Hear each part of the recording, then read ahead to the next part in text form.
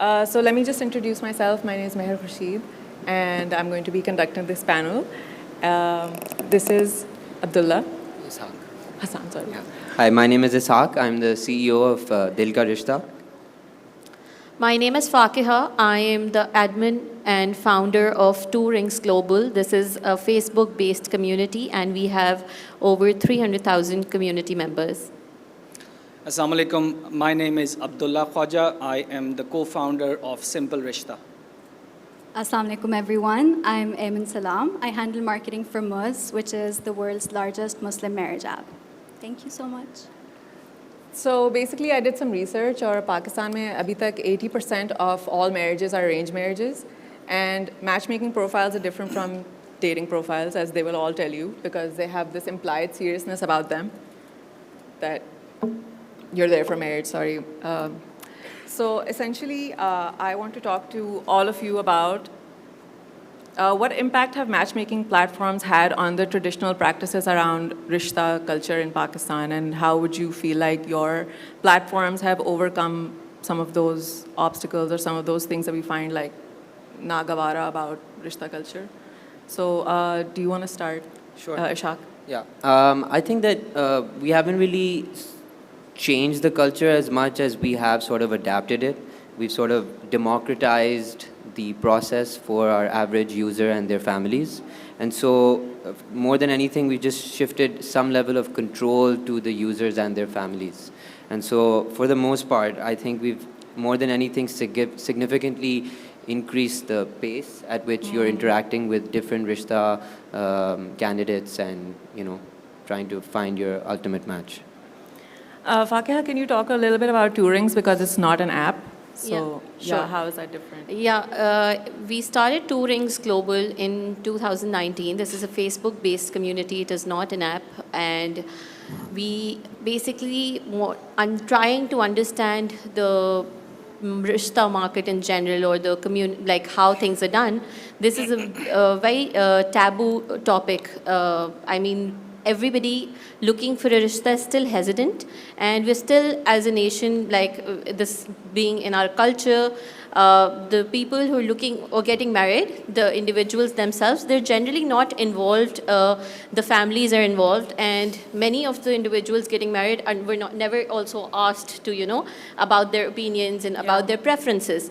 So back then, we created this community to sort of empower individuals and provide the platform where they did not need a rishta auntie to help them or a family member to help them, and they could come together and just look for rishtas themselves. However, this community also allows parents and siblings and relatives to look for partners for their whoever the potential candidate is.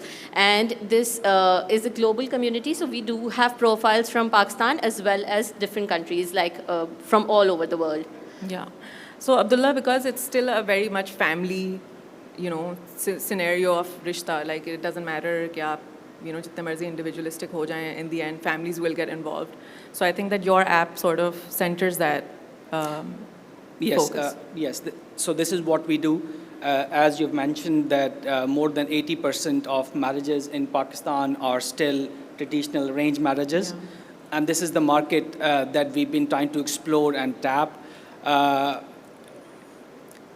I think we would all agree that to a certain level, there is a lot of family involvement in this decision within Pakistan and our culture. Mm-hmm. And this is what we've been exploring and successfully trying to digitalize that part of matchmaking. The ratio, family to profile ratio, this is something we really care about, and it's been ever increasing. So that's good progress towards that.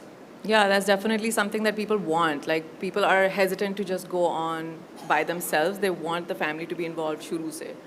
But Muz has a completely different approach to this. So do you want to talk a little bit about that, Aymen? So the traditional vision of what rishta making is in Pakistan is either through the rishta auntie or, you know, even hum logon ka KPK mein what people do is you go door to door and you're like, aapke ghar mein beti hai because my son, he wants to get married, stuff like that. So we want to bring a slightly different perspective, which like, okay, if you're digitizing something, you also want to help empower the people that you're making that product for, right? You want to make sure that you're taking out the middleman, you're letting them make the decisions for themselves instead of based off of like, how much money they have, what do they look like, that kind of stuff. You start a conversation with them, you see whether you're compatible with them, you set your filters according to what you want, that kind of stuff. So I feel like similar to what Fakiha has said, कि आपको ऐसा बंदा चाहिए जिसके साथ आपकी compatibility match हो रही है, but you also don't want to have a rishta auntie look for that for you. You want to look for that for yourself. So that's a little different to what the Pakistani market is used to, but alhamdulillah, it's doing really well. And the Pakistani market, like, one thing about it is that it adapts. Like, it's a really interesting market to enter into, so we've been doing really well, alhamdulillah. Yeah, and marriage is very popular in Pakistan, so I think, you know, this is something that you all have like a good niche going on with that situation. A little bit on the tech side, so I want to ask, like, why do you think it took so long for Pakistan to get onto these platforms? Why do you think it took so long for us to digitize matchmaking when India, you know, Shadi.com is so old, and Bangladesh also? Okay. Sure, that's fine. You raised your hand first, so let's go. Okay, that's fine. Yeah. So, you know, I personally think that, so our general population, they did not have access to gadgets like smartphones or tablets up until late COVID when this became really affordable for them. Also, I think internet, mobile internet became really accessible and cheap. And I personally think these are the two factors that contributed most towards you know, digitalization of matchmaking in Pakistan. I think just to add to that, I perfectly align with exactly that. I think the use and adoption of just social media services in general and the ability to interact digitally in Pakistan, that also experienced a very sort of significant growth in the last few years. Yeah. And I think that obviously played a very facilitative role in the boom of consumer apps in general in Pakistan as well. Aymen? Yeah, Mehar, you mentioned the Indian market. One thing that I do want to say is that the Indian market the population of India is 1 billion, the population of Pakistan is 250 million. So ek to wahan pe matlab it's a double population, right? But then in addition to that, like you mentioned, the Pakistani market isn't as digitally literate as other markets might be. So you want to see whether the Pakistani market even adapts to digital alternatives for problems that already exist, right? So you want to see ke pehle, is the Pakistani market adapting to Food Panda? Is it adapting to Kareem? Is it even you know, responding to what new products you're bringing to it into the market once? Because when Muz enters into the market or something different, like a matchmaking app enters into the market, uska twofold ek impact hota hai ki it's not just a digital product, it's also a product that might be a little bit stigmatized, right? So you want to educate the user, you want to make sure that they're okay with being seen on the platform in addition to it being a digital product. So that's, once you realize that the market is open to a digital product, then you start to resolve the second thing. So that's why it came a little later, but it is something that the market is open to, is what we're seeing. Yeah. As all of these people are before suggesting. we were discussing how your platform is 6 years old, so it launched just before COVID. So do you feel like that had something to do with right before COVID, I honestly did not know that COVID was about to come. Obviously, yeah. And it would, you know, be beneficial or anything similar. But during that time, I felt that there's this gap where, because I run other communities as well. So I was running salons in Pakistan and exploring motherhood and, you know, being social in general. People would ask me for, you know, matches and matchmaking, and like my friends and their mothers would be like, if you know somebody, let us know. So I felt, why is there this gap, which is so obvious? If you either opt for a love marriage or you go to rishta aunties, and if not that, there's no other platform. There's no way, So I then created Two Rings, and you know, I felt that the response was massive. When I started, I did not intend to have a lot of members, and it was just supposed to be like a close community for my friends and family. Yeah. And when I, you know, launched, my friends would come and say that, my friends would want to join and my relatives would want to join, and please allow, and we started growing. And when we had our first match within like a month or so, and they posted that, we've met through tourings, it created real buzz because that had never happened before. And soon we saw, if you even right now look for tourings as a community on Facebook, you will find at least 100 or maybe 120 communities with the same name. Yeah, so there are a lot of communities, they started using the same name. They did not even come up with new names. You're like franchising and you don't even know it. So Those are copycat communities. Yeah, there are One of the so best many. compliments that you could receive. Yeah, so there's so many communities, named tourings. But yes, this is where it started evolving, and and ever since in the past 6 years, I've seen that a lot of people have started, accepting that, and they actually appreciate the fact that they have other options. Yeah. Thank you so much. I just want to do a segue from what you said because there's copycats. So I wanted to ask, what sort of responsibilities do you feel that matchmaking platforms have towards their users, especially given the Pakistan-specific context, the sort of pitfalls that we have here, the sort of red flags we have here, the sort of cultural stigma we have here. What do you think are some of the responsibilities that you guys have towards the users on your platform? I can answer that. Yeah. Sure, please. Okay, so when we brought Muzz into the market, what we wanted to do is not just introduce a new product which you just open to the community and you say कि ठीक है आप इसको इस्तेमाल करो और आप इससे शादियाँ करो, but you also want to make sure that people know how to use it properly, right? With any good product, there is people that might want to misuse it. Every app has people that want to use it for their own purposes or for purposes that it's not intended for. So you can't just say कि आपने एक perfect product बना दिया और आपने लोगों को सिखाया नहीं है उसको use करना. So one thing that comes with any product is either coming up with a knowledge bank for your user or helps and tips and tricks to teach your user how to use it in an effective way. So for Muzz, what we do is we have an entire bank of videos of people on social media as well as on the app, is like educating them कि okay, how do you start a conversation with someone? In Pakistan, we have segregated schools, right? So I would know how to talk to a boy if I grew up in Pakistan, in a segregated school, for example. So I would want to know how to start a conversation, how to say hi. What questions do I want to ask him? Do I want to ask him about finances? Do I want to ask him how many children he wants? These are very important things that people don't really realize. They just think that you start a conversation, you like the person, you're like, okay, I want to marry them. But what happens after you decide you want to marry them? Do you involve your parents? At what stage do you do that? How do you meet them? Do you meet them with your parents? Do you meet them alone? Where do you meet them? That kind of stuff. So all of this comes with introducing something to a new user, and that responsibility ultimately does fall on the people that bring the product into the market. Yeah, 100%. I mean, you continue. Yeah, no, I think just to add to that, one of the key challenges that we face in the Pakistani market is the requirement to kind of give that awareness of the quality of profile that the user itself has actually made, such that their expectations can be managed. Because many such individuals will make certain profiles and will have the highest of expectations and will complain and give that feedback that, I'm not satisfied with the type of So profiles. they're not investing properly in the profile Exactly. themselves, but they want an amazing result. Yeah, so sort of exactly what Muzz also does is we give awareness to our users on what quality of profile they've actually, gotten to, and how important it is to your own benefit on improving and giving more information about yourself, about your preferences, about your desires, so that, you can ultimately meet your most perfect match. Yeah. Can I just add to that? My colleagues have touched upon two of the points. I want to discuss user privacy. We identified this issue, especially the reluctance of candidates in Pakistan to share their private information on a public platform. So we've tried to create a platform where their privacy remains intact. So at Simple Rishta, when you create your profile, publicly we have never shared even a single private photo of any of the candidates. We have never advertised using any private photos of any candidates ever. Your information is private.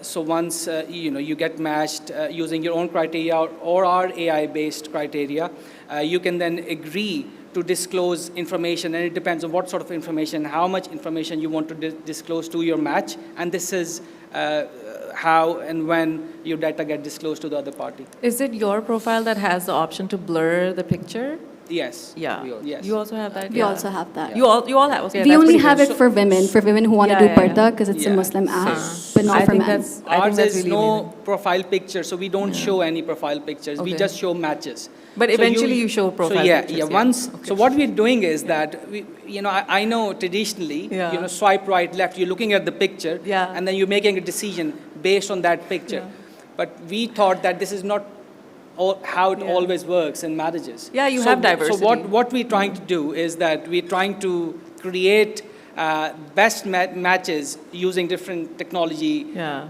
AI, and other technology. And obviously, sometimes users can select their own attributes and. So there's still no pictures up until both of them have agreed to disclose private information, and that's when you can finally see pictures. So it's a bit different to other platforms. I don't know if you guys watch the show. It's called Love is Blind. So Yeah, that something sounds a like bit that. like Absolutely, yeah, that's pretty absolutely, good. something like that. just- So, sorry. Continue. Yeah, I was just Yeah. adding to this that Yeah. when when we're running two rings and we still feel that a lot of people want to get married and they want to use two rings and other platforms, but they do not want public to know and others to know that they're looking for a match. Exactly, Because yeah. it's such a taboo that if aapko rishta nahi mil raha, you're Yeah. not able to find someone, There's something wrong and this with is you. why you're opting for these apps and maybe such communities and such platforms. So this is a very big issue, and I think all of us really need to educate users that it's not about कि रिश्ता नहीं मिल रहा. Maybe you will find someone. Everybody you can easily find someone. It's about finding a better match Exactly. and looking into options which are possibly out there. But if you don't opt for such platforms, you're just not you're not even considering the entire market. I mean, there are so many people out there. If you're going out for shopping, we would look at 5 different outlets and then buy shoes, right? Yeah. Maybe. And for a pair of shoes, if you look at 5 options or 10 options, but when you're getting married, why do you want to opt for like The two, first option. the first Yeah. option, your neighborhood, somebody from your neighborhood or your relatives Yeah. or something of that sort. So, we really need to educate them that this is not something bad or something that is not possible or something, it's not harmful. So I Yeah. think this is something that really needs to change. Yeah, 100%. And the internet is part of your life now. So like, Exactly, ये I mean- समझना कि आपको internet पे बंदा मिला था या बंदी So मिली थी, इंटरनेट so से आप like- खाना भी मंगवाते हैं, इंटरनेट से आप शॉपिंग भी करते हैं, इंटरनेट से आप डॉक्टर अपॉइंटमेंट भी ले लेते हैं, आप इंटरनेट से सब करते हैं. Yeah. So why But not this is still yeah. Why not? Yeah. So yeah. So my next question is basically, worldwide marriage rates are declining. What are your like taasurat about that? आपके matchmaking profiles पे, do you feel like that's something that's reflected? Sorry. Yeah. So I personally, I understand that worldwide they are declining, but I personally believe that in Pakistan that may not be the case, especially when it comes to digital matchmaking platforms. I think there's we are still doing things very traditionally, and there is a massive market, and we haven't as yet faced anything like that. Yeah, every winter you can tell like nobody's slowing Absolutely. down. Everybody's People are very eager to get People married in love Pakistan shadis still. here. I love shadis. Yeah. Okay, so I tend to disagree a bit. Yeah. I think I'm, to be honest, not really sure if the marriage rates are declining, but I'm very sure that if we compare it to the past few decades, the marriages have been delayed. So like we used to get married very early. As teenagers or Yeah. early 20s, but now we see people getting married when they're around 30 or even after 30, like mid 30s maybe log shaadi kar rahe hote hain. Even ladies, I'm talking about women, and then obviously men are usually older, and there are people who choose to marry late, Yeah. and they're opting for that because they want to study, they would want to explore the world, they would want to work on their careers and whatever, like their passions, and then opt for marriage. Yeah. So this is one thing that I'm, quite sure about. So they're not declining, they're getting delayed. We have Yeah. higher standards now, we Yeah. want to wait, we can, And we we're would gonna want to check. explore options. Yeah, exactly, we want to explore options. So I also want to ask another tech thing. What are some of the KPIs for matchmaking platforms that you guys measure your success with? Yeah, I think the first most important metric for pretty much every high-intent matchmaking platform is marriages itself, and in our case is baat pakis as well. I think the next more important KPI for all of us is also monetization, of course. There's obviously key monetization metrics that will help sustain the business and help you grow. So we have to constantly be cognizant of those numbers. And then the real true KPIs that really make those end levers move are metrics like engagement and user acquisition. So engagement is just in general different KPIs on the usage of our service, whether they're spending more time, whether people are interacting more with each other, whether they're finding more matches, more requests, more acceptances, more messages between each other, and just overall more time spent. And then when it comes to user acquisition, that obviously is a very high dependency for us to make sure that we, put people in that funnel, part of that process, part of that, conversion monetization funnel as well. And so user acquisition, of course, is also a very important KPI. I do want to add something to that. Yes. Like from a business perspective, your KPIs are going to be like what we call them is ASU2s. So that's your approved sign-up dues. Moz has a very long-winded sign-up process, as do like most marriage apps of what do you want, what are you looking for, verification, that sort of stuff. But what you also want to do is when sign-ups is your KPI, the thing that matters most is what we call them as high intent users. Sorry, am I too close to the microphone? So people, you want to make sure that the people that are signing up, that are going through the entire sign-up process, are people that actually want to use the app for its intended purpose. So you want people that want to get married on serious, it. yeah. So a lot of the times when you're running a business, your numbers, like a good number isn't just an inflated number, not the maximum number of sign-ups, but the maximum number of people that are on the app for the actual purpose of using the app for marriage. But aside from that, also when you look at engagement, you want to make sure that your engagement isn't just an inflated number of like, oh, we reached virality because of this, a video that had nothing to do about what we're trying to push towards the audience. But you want to educate them about what the intended purpose of the app is. So whenever you're running a business, there's lots of things that matter or that play into what your KPIs are going to be. I'd just like to add, besides these KPIs, which we follow as well, one of very crucial one for us is a user to family ratio. So we really are keen on families registering profiles for their loved ones. So they have a communal profile. No, it's not a communal profile. Like a father will be creating a profile for his daughter, a mother is creating a profile for her son, and because we are encouraging family involvement because we think that's where the gap is, and that's how we can tap this market. And this is something we are very keen on. So starting from 0% of family created profiles, we've now gone up to 20% family created profiles as simple as that, and we really see this as a success. Yeah, that is a success. Okay, so what are some of the reasons behind, sorry, not that.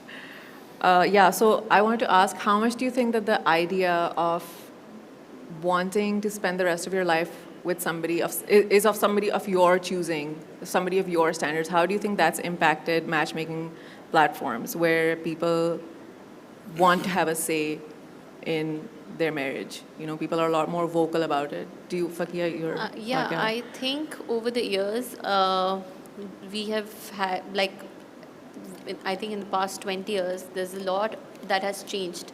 We've had social media, we've had more communication, easy communication, access to mobile phones, access to internet, and we generally have access to information, which has really evolved us as individuals, as a nation. And I believe that now people would want to they know more, generally know more, and this is why they would want to explore and opt for people who would be like them, or people who they would like to be with, and they would want compatibility. So I believe that this has really changed mindsets. Yeah, and I think it was Ishaq who was mentioning that they sort of overcome social demographics, the limitations that we have on ourselves about like sect or etc. Those things are easier to cross because of matchmaking platforms? People don't, like, individuals don't care as much as families Absolutely. would. So as families, for families, it was very important to sort of look for, people from the same background, from the same, same community, same sect, same, they would share the same language, Education, etc., yeah. and whatnot. Yeah. But now, as individuals, people look for compatibility. They will look for similar mindsets. They look Yeah. for people who they would click with, Yeah. who they can connect with, and who they can, who they find interesting, and who they Yeah. would want to live with. More intangible and, qualities, Yeah, I think, and yeah. they're not that materialistic. Yeah. When families would look for, matches, they would see if, that the other family also owns a house in a certain place.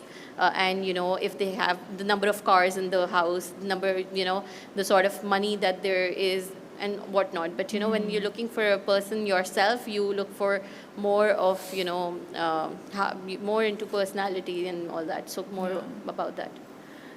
So last question that I want to ask, how do matchmaking platforms filter out user complaints? How do you vet profiles? And especially with AI, I want to mention that you have the challenge of fake profiles, fake ID cards, fake anything, because of AI. So how do you circumvent that? How do you overcome that problem as matchmaking Yeah, platforms? so when it comes to filtering, I think there's multiple types of filtering that as matchmaking platforms we actually have to do. So the first sort of filtering is on the basis of relevancy. So I think majority of us all engage with some level of compatibility metrics that we look at when we're about to present to you a suggested profile for you to interact with. And so there's that type of filtering that takes place. And then on the safety side, Dil Ka Rishta absolutely has this, and I'm sure others also, is that we present the ability for any user to complain or provide feedback about any particular profile, whether they found something incorrect or whether their interaction with them was beyond limits. And so we always provide that ability for a user to report someone. And then another thing that I guess we actively engage in is having a robust customer service team that interacts with these customers, and we actively have to listen on some of these calls to ensure quality and whatnot.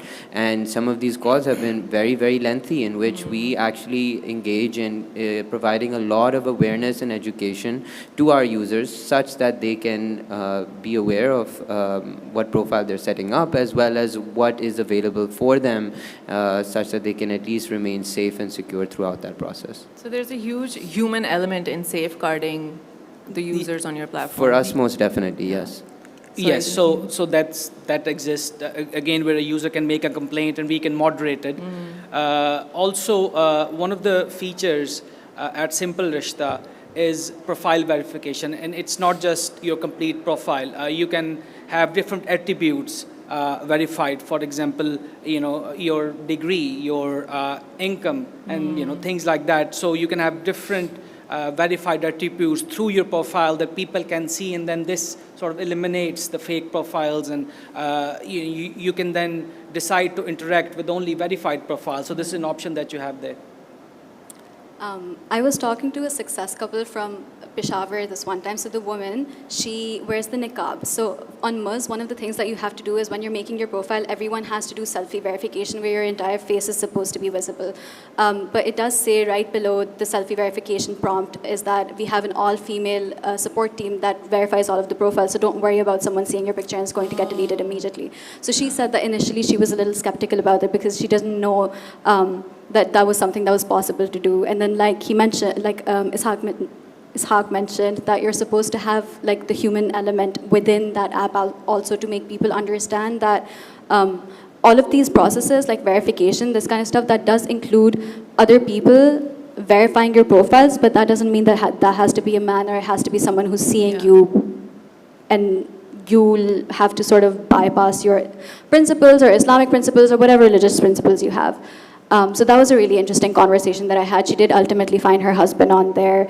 She did have her selfie verification without her niqab, and then the profile pictures that she had were niqabi pictures. Yeah. So that was really interesting. I think that's a really good culturally sensitive vetting Yes, process you have culturally there. sensitive, but also religiously sensitive. And bringing the human element into these digital platforms is what helps people understand that although it is a digital process, it does require a human team behind it who 100%. understands what you want as a user. Yeah, who's from this context that you're Exactly. also from. And since we run on Facebook, so we look for profiles which are old enough, so like more than 2 years old. Like Okay, if that's it's a good. recent profile, it could be a Yeah, fake profile exactly. just out there.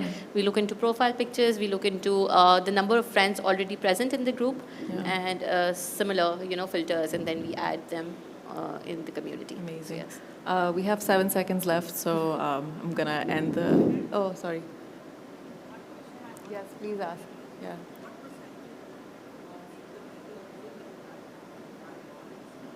Oh yeah, yeah, 100%. Yeah. Yeah. What percentage of your users do you feel like belong to minority demographics? Yeah, I don't know off the top of my head, but I suspect around 5%. 5%. Yeah, pretty around good. 5%. So I would say as per Pakistani population demographics, but on our platform, we have seen even though we don't offer the service in India, we get a lot of registration from there, so the percentage wow. might be actually much higher. But in the Pakistani market, probably about the Pakistani demographic, we quite similar.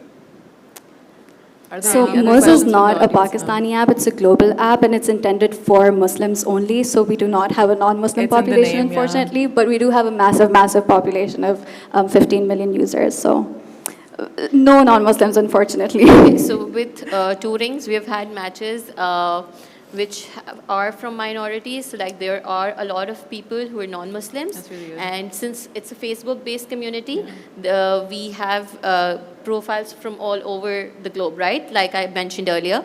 And we've had Christians getting married, we've had Hindus getting married, and we've seen there are people who have been, like, I've seen, this is not very religion centric, but I've seen people who, like I saw a couple, the guy had married before he had kids from his first marriage, the lady had a daughter from her first marriage, they got married and they're living together, and they posted their videos and everything. So I've seen all types of marriages happening through tourings, and it's incredible how people come together and it actually works. So And it makes unlikely matches possible, which would otherwise, it's very they difficult. won't be able And to find each other. I've seen people like, so they're, I'm sorry we're running over time, but I've seen this match where the lady was from USA. The guy was also from USA, living in two different areas, and their relatives, one was in Pakistan, one was in Canada. The relatives connected over Facebook, then they connected and they got married in USA, and they had one event in Pakistan, and it was such a, it was so unlikely Yeah, otherwise. So, things happen, and I Intercontinental. really highly believe if it's meant to be, it will work for you through one of the mediums. Yeah.